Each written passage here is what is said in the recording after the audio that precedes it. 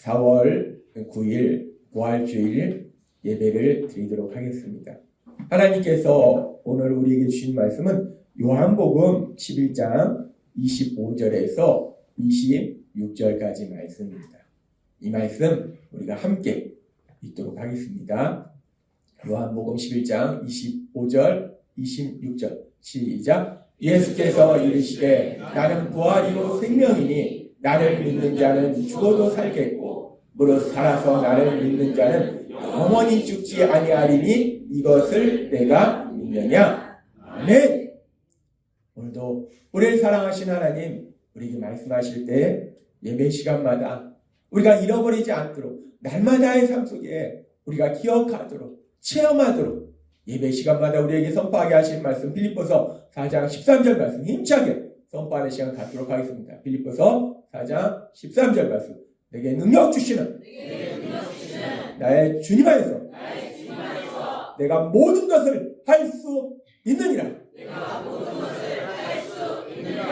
아멘. 매일매일의 삶 속에 이 말씀이 여러분의 삶이 되는 놀라운 기적이 일어날 걸 믿습니다. 요한복음에 보면은 하나님 예수님께서 이 땅에 오셔서 하신 많은 역사에 대해서 말씀하는데 그 하나님이신 예수님께서 하신 역사 중에서 가장 놀라운 역사, 그 역사가 요한복음 11장에 기록되어 있습니다. 요한복음 11장에 보면은 예수님께서는 물론 이 땅에 있는 모든 사람들을 사랑하시지만 이 땅에 오셔서 사역하시는 동안 특별히 또 사랑했던 사람들이 있어요. 그렇게 사랑했던 사람 중에서 마르다와 마리아와 나사로 이 3남매를 예수님께서 사랑하셨어요. 그런데 이렇게 예수님께서 사랑하신 이 3남매의 삶 속에 힘든 일이 있었어요. 고난이 있었습니다. 나사로가 어느 날 병든 거예요. 그러니까 병들어도 점점점 아파가는 겁니다. 점점 그 고통이 심해지는 거예요. 그래서 이 마르다와 마리아가 예수님 마침 멀지 않은 곳에 계셔서 사람을 보냅니다. 이 나사로가 병들었다고. 그 얘기는 빨리 와서 치료해 달라는 거죠. 이 마르다와 마리아는 예수님과 가까운 관계 속에 있었기 때문에 예수님께서 3년의 공생의 기간 동안 얼마나 놀라운 역사들을 행하셨는지를 분명히 알았기 때문에 그 기적을 행하시는 거, 병자를 치료하시고 기술을 내쫓으시는 그런 놀라운 역사를 행하시는 걸 알기 때문에 예수님만 오시면 내 동생이 치료되리라 라고 기대를 했을 거예요. 그래서 예수님께 연락을 했는데 그런데 예수님은 오시지 않고 나사로는 급격하게 그 병이 악화됩니다. 점점 심해지는 거예요. 그렇게 나사로의 병이 심해질 때 어느 순간에 두려움이 임합니다.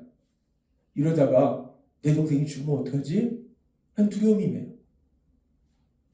근데 나사로가 그렇게 사랑하는 동생이 그렇게 아파서 거의 죽음에 가까워지는데 그런데 참 우리 인생이 참 슬픈 것은 그렇게 사랑하는 동생이 죽어가는데 아무것도 할 수 없다는 거예요. 아무것도 할 수 없다. 사랑하는 동생이 나이가 들어서 죽는 것이 아니라 사랑하는 동생이 젊은 나이에 병이 들었어요. 병이 들어서 고통 속에서 죽어가는데 그 동생이 고통스러워하는데 아무것도 못한다는 거예요. 그 동생을 위해서 할 수 있는 것이 아무것도 없다는 거예요. 그것이 우리의 연약함입니다. 이 마르다처럼 우리도 세상을 살다 보면 우리의 사랑하는 사람의 삶 속에 엄청난 고통이 임하는데 엄청나게 눈물을 흘리고 있는데 그런데 우리가 아무것도 못한다. 우리는 그런 존재예요. 마르다가 사랑하는 그 동생이 아파서 죽어가는데 아무것도 못해요. 그렇게 마르다가 슬퍼하고 있을 때 어느 순간 그 동생이 두려워한 그것처럼 숨을 거둡니다. 사랑하는 동생이 이 땅을 떠나요. 이 성경에 보면은 이 마르다와 마리아, 나사로의 부모님에 대한 이야기가 없습니다. 그래서 대부분의 성경학자들은 아마도 마르다와 마리아, 이 나사로 3남매의 부모님은 아마 일찍 세상을 떠나셨을 것이다 라고 성경학자들 얘기합니다. 그러니까 부모님이 일찍 세상을 떠났으니까 마르다와 마리아와 큰 누나와 둘째 누나와 나사로, 이 막내 동생, 이 셋이서 의지하면서 그렇게 하루하루를 그렇게 행복하게 살고 있었을 거예요. 그렇게 삼남매가 부모는 일찍 세상을 떠나고 그렇게 의지하면서 세상을 살고 있었는데, 그런데 그 동생이, 막내 동생이 젊은 나이에 세상을 떠난 거예요. 우리가 연세 드신 분이 이 땅을 떠나도 너무나 슬픈데, 젊은 나이에 사랑하는 동생이, 남동생이 이 땅을 떠났다.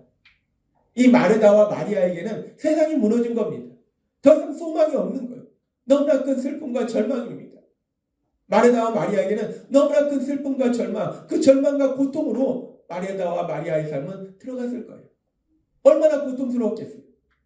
사랑하는 동생이 그냥 자연적으로 나이 들어서 이 땅을 떠난 것도 아니고 병들어서 아파하다가 이 땅을 떠났으니 그 마르다의 마음이 어떻겠냐면 고통과 절망 속에서 마르다가 들어갔을 거예요. 그렇게 마르다가 고통과 절망 속에 있을 때 우리 예수님이 그런 마르다에게 찾아오십니다. 그리고 우리 예수님께서 그렇게 고통과 절망 속에 있는 그런 마르다에게 말씀하실 때 예수님이 이런 말씀하세요. 요한복음 11장 23절 말씀. 예수께서 이르시되 너의 오라비가 다시 살아나리라. 예수님은 말씀하십니다. 지금 마르다는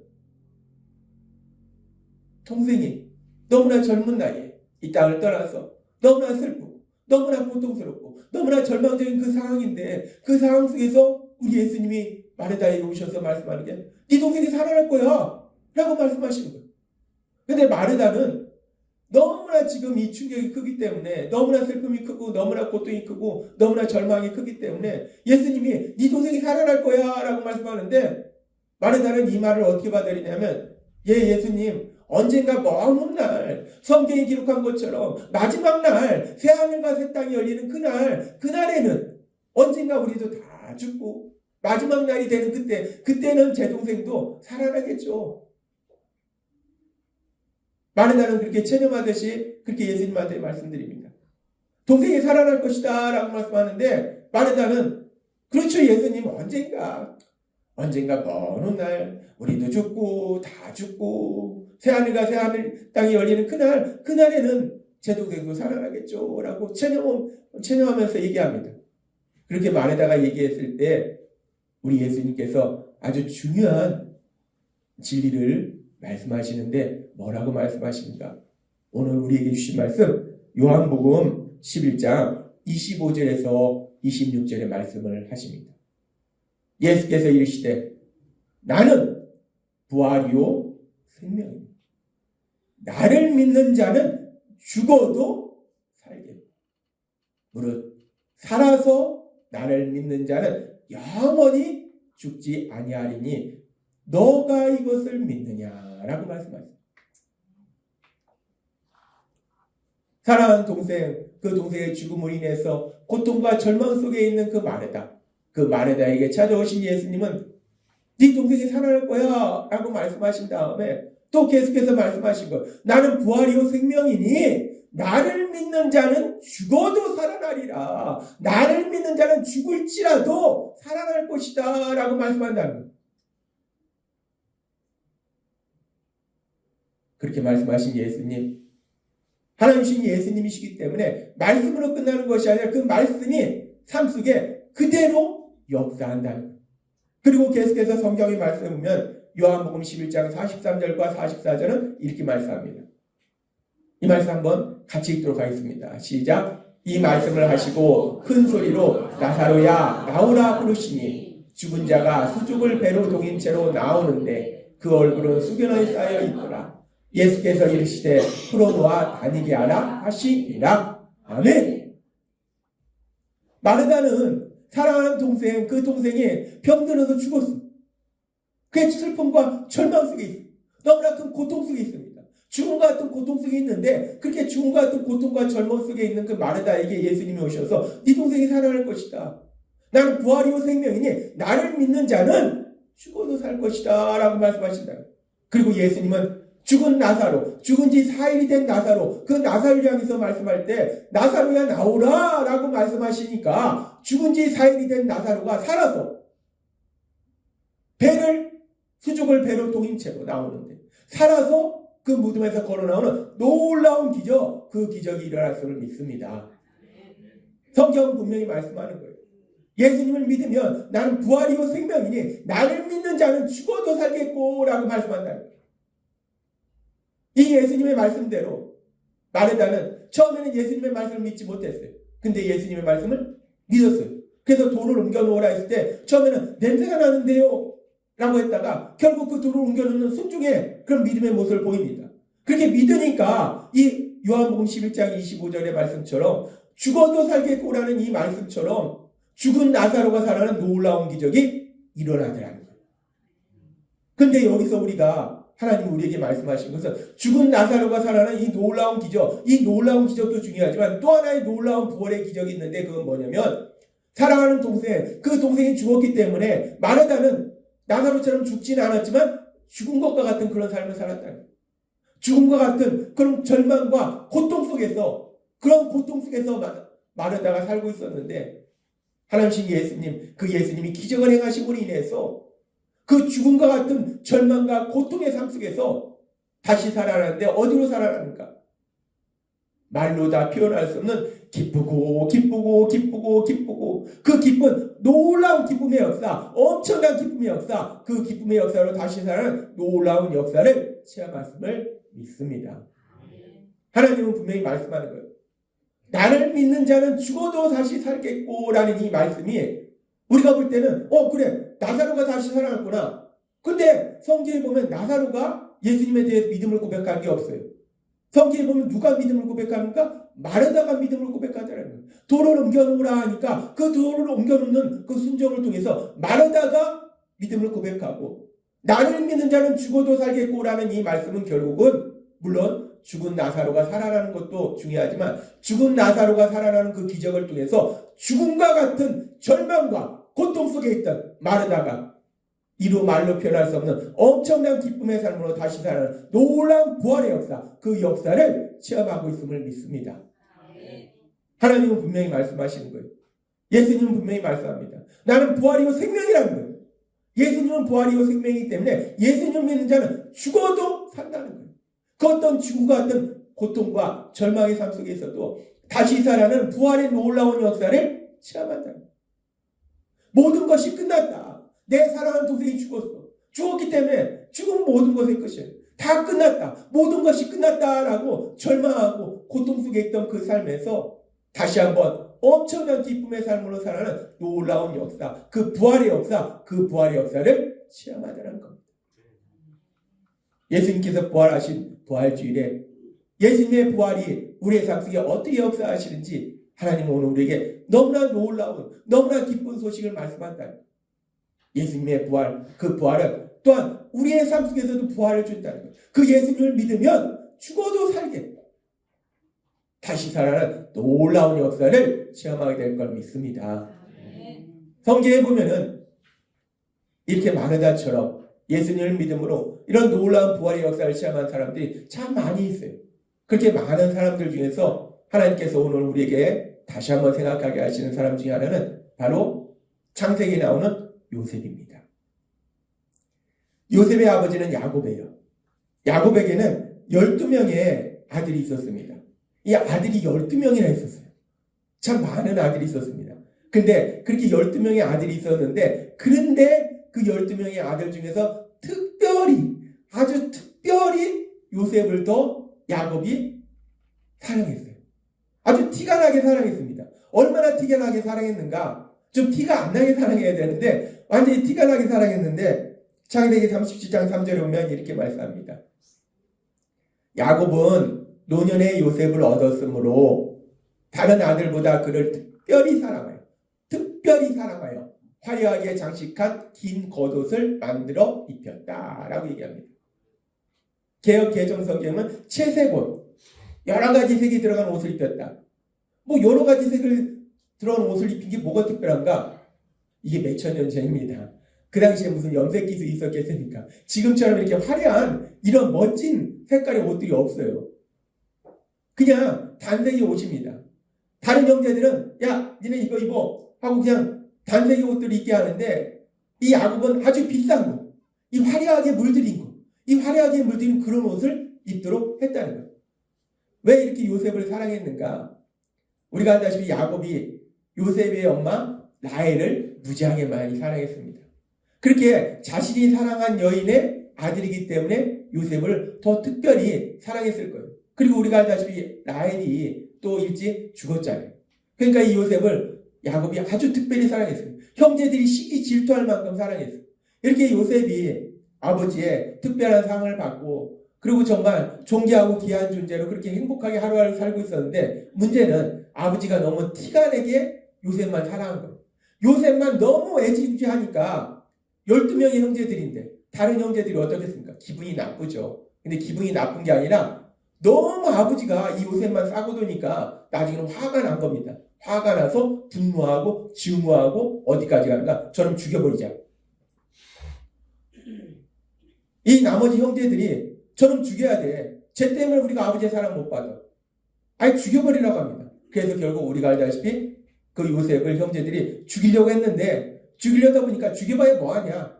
돈이나 벌자. 마침 미디안 상인들이 지나가니까 그 미디안 상인들한테 요셉을 동생입니다. 동생인데 요셉을 노예로 팔아버립니다. 요새 보면은 막 흉악한 범죄가 많은데 과거에도 많이 있습니다. 엄청난 범죄들이 있어요. 동생을 노예로 팔아버려요. 사실 우리가 노예라는 게 지금 개념에서는 별로 와닿지는 않습니다. 왜냐하면 지금은 노예가 없으니까. 근데 이 노예라는 게 어떤 존재인가? 노예는요, 동물하고 차이는 뭐냐면 말을 하느냐 못하느냐 그 차이밖에 없습니다. 노예는 개나 돼지나 염소나 말이나 똑같은 존재예요. 똑같은 존재. 주인이 있습니다. 주인이 있고 주인 마음대로 할 수 있어요. 살릴 수도 있고 죽일 수도 있고 이런 일 시킬 수도 있고 저런 일 시킬 수도 있고. 노예는 동물하고 똑같은 취급을 받는 그런 존재라는 거예요. 그런데 그 요셉이 노예로 팔려가더라는 겁니다. 그래서 요셉이 노예로 팔려가서 결국 애굽의 보디발 장군의 밑에 노예로 생활합니다. 요셉이 아버지 야곱의 사랑을 독차지 하면서 정말 귀하고 존귀하게 곱게 세상을 살았는데 그런 요셉이 이제 어떤 존재가 됐는가? 노예가 됐다는 거예요. 동물 취급을 받는다는 거예요. 동물 취급을 받는 노예의 삶으로 그 삶이 완전히 바뀌었다는 거예요. 그랬을 때 요셉이 어땠을까? 사실 살긴 살아도 산 것이 아닙니다.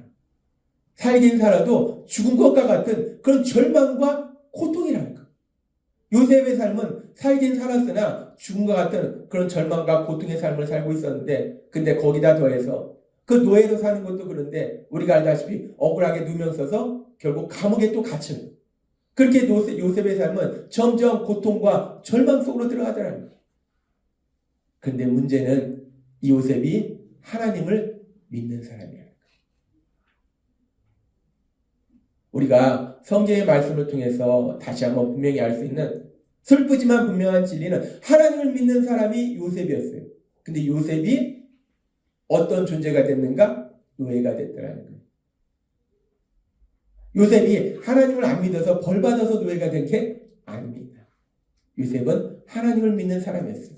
그럼에도 불구하고 삶의 어떤 순간에 인간 이하의 동물 취급을 받는 그 노예로서 살아가는 그런 시간도 있다는 거예요. 우리가 예수님을 믿고 하나님의 아들입니다. 하나님의 딸이에요. 그럼에도 불구하고 우리가 세상 속에 살아갈 때 우리를 하나님의 아들 존귀한 존재가 아니라 벌레 취급하는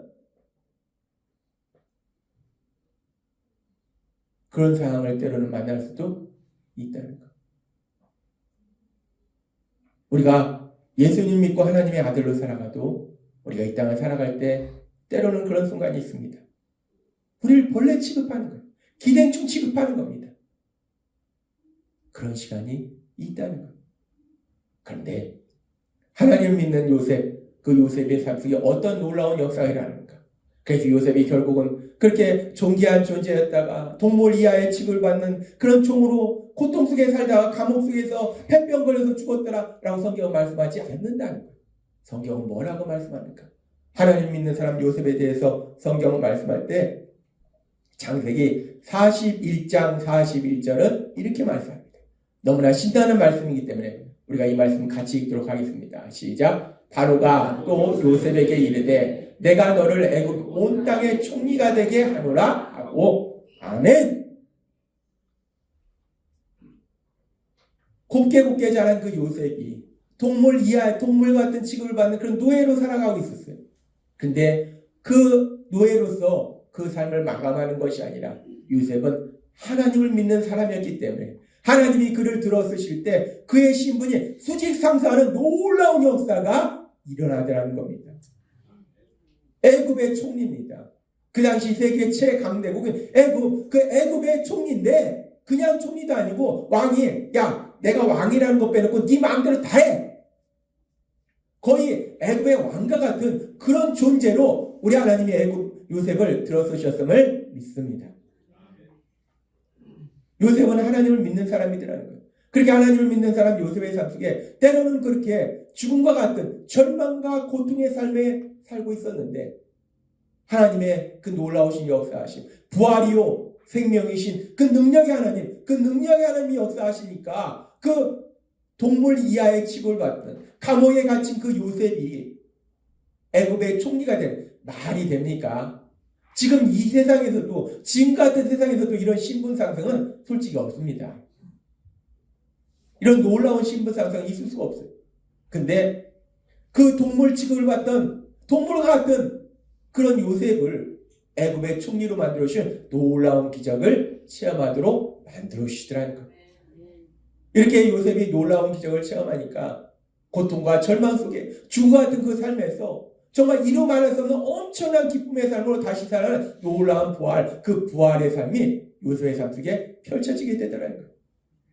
우리는 성경의 믿음의 사람인 요셉을 통해서도 다시 한번 분명히 알 수 있는데 우리가 하나님을 믿을 때 하나님을 믿음에도 불구하고 때로는 요셉처럼 동물 이하의 취급을 받는 세상 사람으로부터 우습게 여기는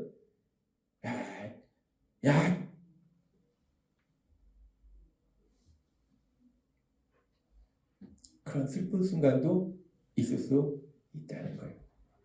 그런데 우리 하나님은 능력의 하나님이시기 때문에 부활이요 생명이신 하나님이시기 때문에 그 하나님이 기적을 행하시면 그 모든 상황 속에서 변화되고 그 절망과 고통 속의 삶 속에서 다시 한번 놀라운 기쁨의 삶으로 변화되는 놀라운 그 부활, 다시 살아나는 부활의 역사를 체험하게 될 걸 믿습니다.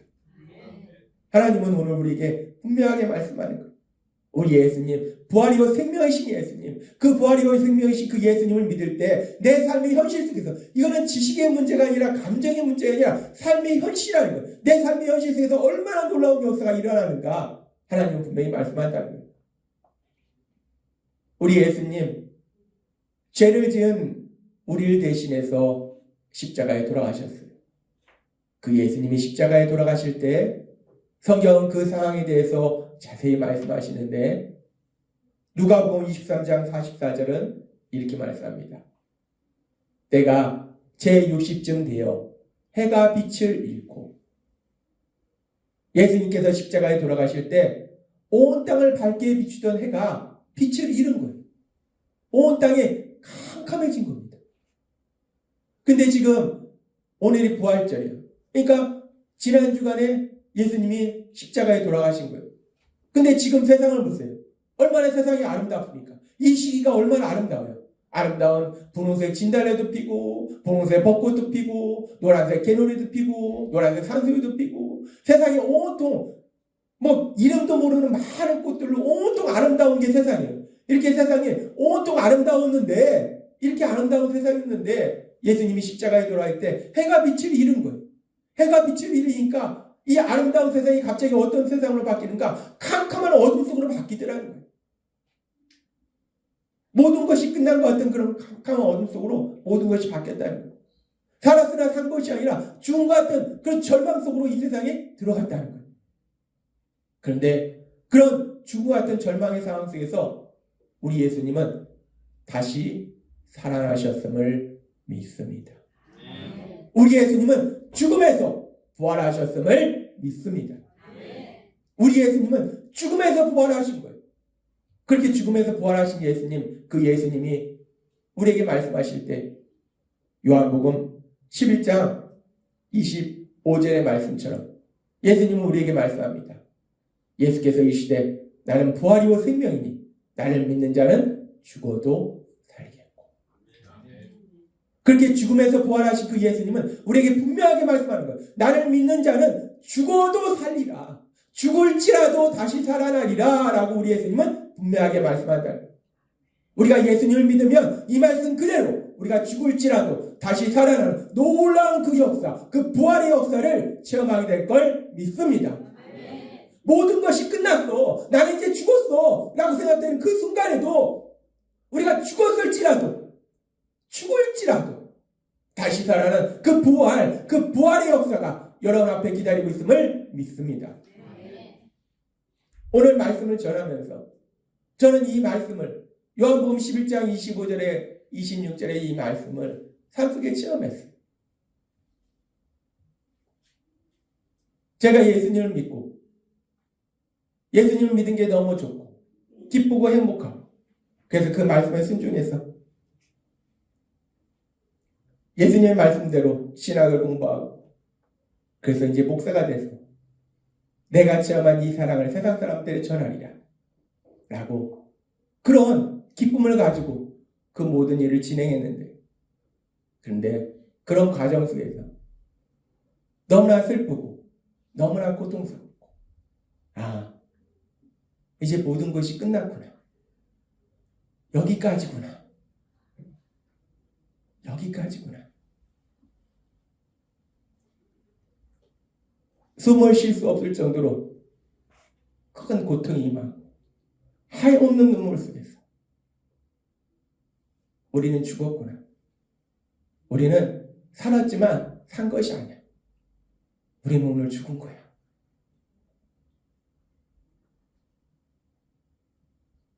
그렇게 고백했던 시간이 있어요. 나는 죽었구나.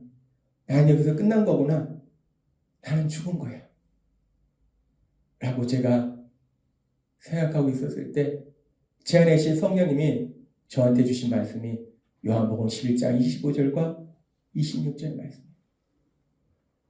모든 것이 끝났구나. 나는 죽었구나. 나는 죽은 거야. 살았으나 죽은 거야. 라고 그 절망과 고통 속에 있을 때 성령님이 저한테 말씀하셨어요. 예수께서 이르시되 나는 부활이요 생명이니 나를 믿는 자는 죽어도 살겠고 무릇 살아서 나를 믿는 자는 영원히 죽지 아니하리니 이것을 너가 믿느냐라고 말씀하셨어요. 제 안에서 말씀하셨어요. 나는 부활이요 생명이니 나를 믿는 자는 죽어도 살 것이다. 너가 이것을 믿느냐? 숨을 쉬기조차 힘든데 너무나 고통스러운데 정신을 차리기도 힘든데 성령님은 저한테 말씀하시는 거예요. 나는 부활이요 생명이니 나를 믿는 자는 죽어도 살 것이다. 너가 이것을 믿느냐? 그리고 시간이 지나서 하나님이 계획하신 가장 좋은 때 하나님이 하신 그 놀라운 기적으로 인해서 그 절망과 고통의 삶 속에서 이루 말로 표현할 수 없는 그 기쁜 놀라운 기쁨으로 다시 살아나는 부활의 역사를 체험하도록 만들어 주셨음을 믿습니다. 아멘. 저는 제 삶 속에 이 말씀을 분명하게 체험했어요. 나는 죽은 거야. 살았으나 죽은 거야. 라고 그렇게 절망하고 있는 그 순간 예수님이 말씀하셨고 그 말씀 그대로 하나님의 기적을 통해서 그 절망과 고통에서 놀라운 기쁨으로 변화되는 그 살아나는 그 부활의 역사를 체험토록 만들어 주시더라는 거예요. 그 역사를 먼저 체험한 제가 이제 여러분들에게 분명하게 전하라고 하나님은 말씀한다는 거예요. 네가 이 말씀을 체험했기 때문에 네가 분명하게 전하라 말씀할 때 하나님이 오늘 우리에게 주신 이 말씀처럼 요한복음 11장 25절과 26절의 이 말씀처럼 나는 부활이고 생명이니 나를 믿는 자는 죽어도 살겠고 나를 믿는 자는 죽어도 살겠고 우리가 예수님을 믿으면 우리 삶 속에 때로는 모든 것이 끝났다라고 생각하는 그 절망의 상황 속에서, 그 고통의 상황 속에서, 숨을 쉴 수 없는 그런 죽음과 같은 그 상황 속에서도 다시 살아나는 놀라운 역사, 그 부활의 역사를 체험하게 될 걸 믿습니다. 하나님은 오늘 여러분들에게 말씀하신 것. 요한복음 11장 25절과 16절 말씀 통해서 분명하게 말씀하십니다.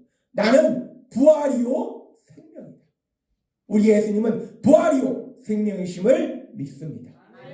우리가 그 예수님을 믿으면 이 말씀 그대로 나를 믿는 자는 죽어도 살겠고 나를 믿는 자는 죽어도 살겠고, 우리 예수님을 믿으면 우리가 비록 죽음과 같은 고통의 상황 속에 들어갈지라도, 모든 것이 끝났다라고 여겨지는 그 고통의 상황 속에 들어갈지라도, 숨을 쉬기조차 힘든 그 상황 속에 들어갈지라도 우리 예수님이 기적을 행하셔서 우리가 그 슬픔과 고통 속에서 벗어나서 놀라운 기쁨의 삶으로 다시 살아가는 놀라운 부활, 그 부활의 역사를 반드시 체험케 하실 걸 믿습니다. 아멘. 오늘 주신 이 말씀을 믿음으로 인해서 부활이요 생명이신 예수님, 그 예수님이 행하신 그 부활의 놀라운 역사, 그 역사를 체험하고 그 예수님께 감사와 찬양을 드리며 그 예수님의 영광을 나타내시는 여러분이 되시길 주님의 이름으로 축원합니다. 기도하겠습니다. 하나님 아버지 감사합니다. 오늘도 저에게 주신 말씀처럼 하나님을 믿던 요셉, 그 요셉의 삶이 하나님을 믿기 때문에 모든 것이 좋았던 것이 아니라 어느 순간 존귀하고 보배로웠던 그 요셉의 삶이 동물과 같은 그런 취급을 받는 그런 삶으로, 그런 나락으로 떨어지는 그런 일도 있었습니다. 그런데 하나님이 그 삶 속에 기적을 행하시니까 동물 취급을 받던 그 요셉이 애굽의 총리라는 그 놀라운 상승으로, 그 신분으로 나아가는 그 역사를 체험케 하시고 절망과 고통 속에서 엄청난 기쁨의 삶으로 부활시키는 놀라운 역사를 체험하게 하신 것을 오늘 우리에게 분명히 말씀하셨습니다. 그리고 우리 예수님 말씀하셨습니다. 나는 부활이요 생명이니 나를 믿는 자는 죽을지라도 다시 살아나리라 말씀하셨습니다. 오늘 주신 말씀을 믿음으로 인해서 우리 삶 속에 어떤 일을 만날지라도 부활의 능력을 체험하는 저희 모두가 될 수 있도록 은혜 베풀어 주옵소서. 예수님의 이름으로 감사하며 기도드리옵나이다. 아멘.